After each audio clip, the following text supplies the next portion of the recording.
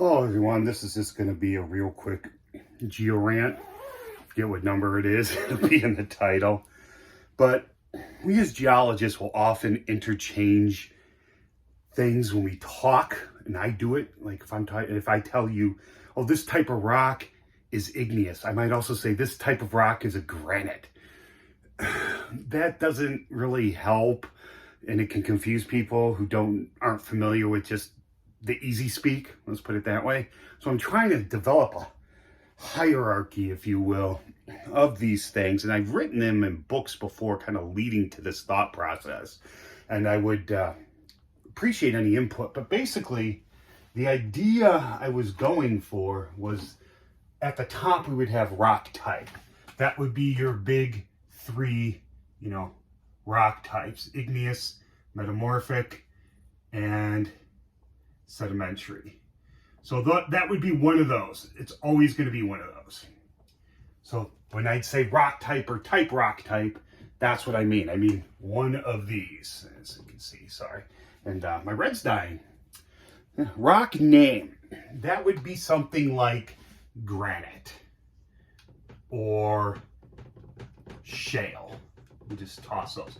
What you're familiar with. Limestone, dolostone, sandstone. But when I do sandstones, unless I'm talking generically, I'll break them out into aeronites or wackies. Talks for other times. But yeah, coal, slate, schist, gneiss. Those are your rock names. And I've actually used this term. I never use the term name when talking about these three, but I'll use the word type when talking about rock names. So that's the kind of thing I'm trying to develop so we can avoid that. And the rock modifiers, and I know the word modifier, I'm changing the meaning a little bit. In this case, it's going to be modify anything upon your rock name. So your rock type is basically these three. Then you go down to your rock name. Now, when you write this out, you're probably not going to actually write any of these out. Like granites are all igneous, shales are all sedimentary, quartzites are all metamorphic, so it's implied. But you will be writing this. But sometimes that's not good enough. So what else do we need to do? Well, we add a modifier. And I was thinking too, and we can use these would be pretty much as you normally think, a prefix and a suffix, but it's not going to be like, one little half a word or something. It could be an assemblage of words. So we're changing the definitions a little bit here. So an example, Steve. All right. I have a rock. Actually, let me go find one for you. Do I have one in here? Of course I don't have one. I'm in the only room in the house that doesn't have one. So I'll be back in a second.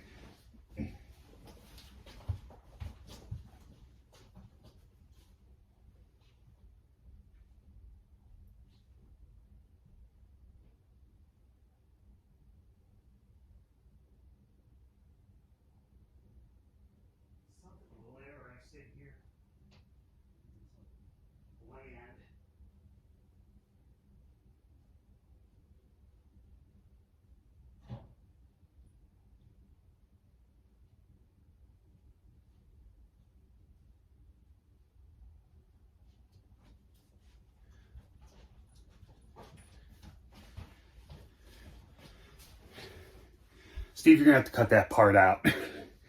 All right, let's just take this rock here. I'm just going to do this. So my rock type in this rock here, well, I already know what it is, but I'm just going to lead you through it a little bit. We have dark, it's heavy. And so our rock type on this is igneous, sorry. It's igneous. So we would first determine that. For a rock name, it's mafic, it's dark gray. Our rock name in this case would be a basalt. It does not have too many mafics in it. So, it doesn't have too many high mafics in it. So it does have a little bit of quartz and plagioclase. So We have our basalt. I'm going to move this a little bit. But there's more to that rock than that. We could just stop there. There's nothing saying we have to go further. Sometimes we can't, especially in the field. But if I do analysis on this, and even from visual, I can see something. What do I have here? I have this broken up stuff that's real close to being placed. If I could get this white stuff out, which in this case, it's quartz, so that's not happening. So, but if I could reassemble this rock. We call that breccia, but breccia isn't a rock name. Rock names have to be something on one of those plots, the QAPF, the sandstone, an ultramafic plot, mafic plot, something like that. You're never going to see on those plots the word breccia. That would be a modifier. Now, I could put brecciated basalt, and that would be a prefix, and pretty much we could be done there, but we had a little matrix of that white stuff, which is quartz. We could say with quartz veins. That fills our empty spaces in our breccia. We could say something like that.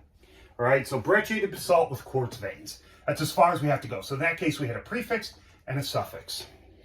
Now, let's take something else a little differently here. What would I do? Let's pick a quartzite. Okay, a quartzite is metamorphic by definition. Sorry if I misspell anything. I'm trying to write really fast, or if it's too sloppy. So our rock name, when we look at it, say we have a significant amount of feldspar grains in it, enough to not make it a true quartzite. I do have a classification scheme for this. It's still considered a quartzite in general, but to be more specific, that is a proto-quartzite. Something that has significant amounts of feldspar in it, and if it had a significant amount of lithics in it, it would be an immature quartzite. Now let's say in there, we can see a lot of like black speckles that are iron. A lot, all right? Now, but let's just say there's not a ton of them. We'll say we have 5-10%.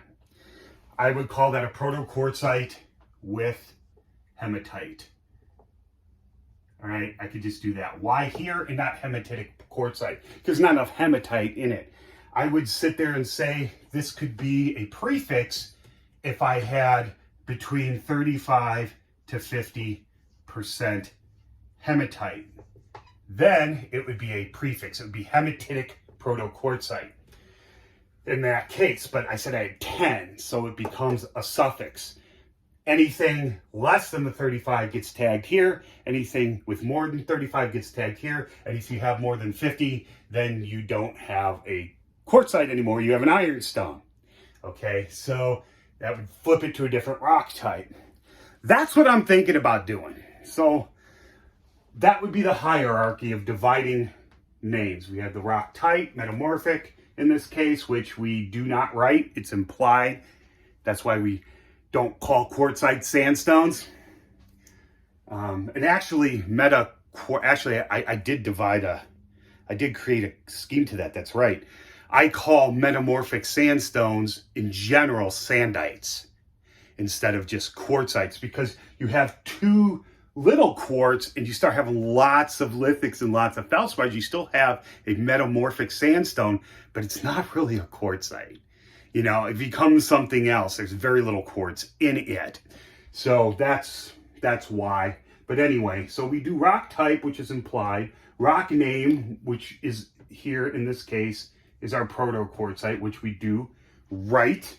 And we have our rock modifiers, a prefix if applicable, and a suffix if applicable. If I had a metamorphic rock in my hand that was a quartzite and it was 95% quartz grains, I would just call it a quartzite. You know, or an orthoquartzite. I wouldn't have to break it down anymore. That'd be the end of it right there.